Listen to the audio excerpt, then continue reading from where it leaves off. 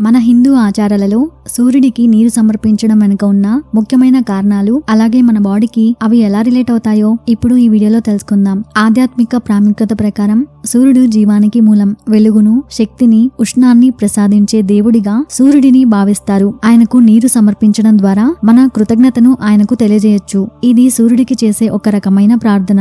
మంచి ఆరోగ్యం, శ్రేయస్సు, విజయం కోసం ఆయన ఆశీస్సులు కోరుకుంటాము. ఉదయం సూర్యోదయ సమయంలో నీరు సమర్పించడం వల్ల మనస్సు శుద్ధి అవుతుందని మరియు పూర్వకర్మలు తొలగిపోతాయని నమ్ముతారు. దీనితో రోజంతా మంచి శక్తిని, మంచి ఆలోచన విధానంతో ఉండవచ్చు. అలాగే విశ్వంలోని శక్తితో మరియు దైవంతో మన అనుబంధం బలపడుతుంది. ఇది చేయడం వల్ల కొన్ని ఆరోగ్య ప్రయోజనాలు కూడా ఉన్నాయి. అవేమిటంటే, ఉదయం సూర్యకిరణాలు మన శరీరంపై పడటం ఆరోగ్యానికి చాలా మంచిది. మనం సూర్యుడికి నీరు సమర్పించేటప్పుడు ఆ సూర్యుడి నుంచి వచ్చే కిరణాలు ఆ నీటి గుండా ప్రసరించి మన కళ్ళకు చేరుతాయి. ఇది కంటి చూపును మెరుగుపరుస్తుందని నమ్ముతారు. ఉదయం నిద్రలేచిన తర్వాత స్నానం చేసి శుభ్రమైన దుస్తులు ధరించి నీరు సమర్పించడం వల్ల మనలో మంచి ఉత్సాహం, అలాగే శక్తి పెరుగుతుంది. అలాగే అది ప్రతిరోజు ఉదయం ఒక సమయంలో సూర్యుడికి నీరు సమర్పించడం ఒక అలవాటుగా మారుతుంది. ఇది మన జీవితంలో క్రమశిక్షణను పెంచుతుంది. సూర్యుడికి నీరు సమర్పించడం కేవలం ఒక ఆచారం మాత్రమే కాదు. ఇది కృతజ్ఞత, ప్రార్థన, ఆధ్యాత్మిక ఎదుగుదల, ఆరోగ్య ప్రయోజనాలు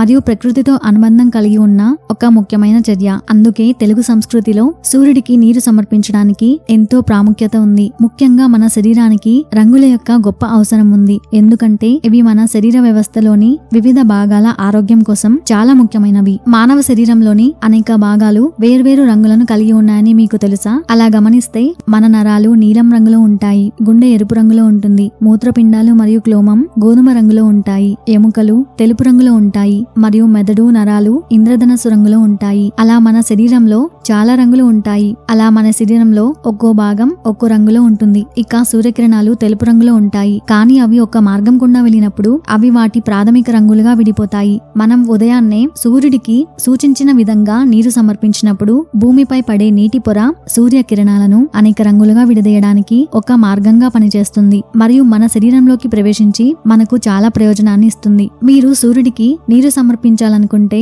మీరు దానిని సరైన మరియు సూచించిన విధంగా చేయాలి. అది ఎలాగంటే, సూర్యుడికి ఎదురుగా నీటితో నిండిన ఒక పాత్రతో నిలబడాలి. ఎదురుగా ఉన్న సూర్యుడికి మరియు మీ కళ్ళకు మధ్య స్థాయిలో పాత్రను పట్టుకోవాలి. ఆ తరువాత అందులో నీటిని నెమ్మదిగా భూమిపై పోయాలి. అలా సూర్యకిరణాలు భూమిపై పడే నీటి పొరగుండా వెళ్లేలా చేయాలి. అలా ఆ నీరు ద్వారా సూర్యకిరణాలు మన శరీరంలోకి ప్రవేశించి ఆధ్యాత్మికంగా మరియు శారీరకంగా చాలా ప్రయోజనం కలుగుతుంది. అయితే కొంతమంది నీటి పాత్రను ఛాతీ స్థాయిలో ఉంచాలని చెప్తారు. ఈ విధంగా సౌరశక్తిని స్వీకరించడం వలన ఎటువంటి దుష్ప్రభావాలు లేకుండా ప్రకృతి నుండి మనం సహజంగా ఎంతో శక్తిని పొందుతాము. సూర్యుడి యొక్క అల్ట్రావైలెట్ రేస్ అనేక ప్రాణాంతక వ్యాధుల యొక్క బ్యాక్టీరియాను నాశనం చేస్తాయని హిందూ గ్రంథాలు చెప్తున్నాయి. అందువల్ల నీరు సమర్పించేటప్పుడు ఒక మంత్రాన్ని ఉచ్చరిస్తారు. అదేమిటంటే, ఓం రోగియం వినాశాయ దేవ జ్యోతి నమస్తే. వ్యాధులను నయం చేయడంతో పాటు వాటిని నివారించడంతో పాటు సూర్య భగవానుడిని పూజించడం ద్వారా కంటి చూపు కూడా మెరుగుపడుతుంది. ఇక జ్యోతిష్య శాస్త్రం ప్రకారం సూర్యుడు ఒకరి కళ్ళు,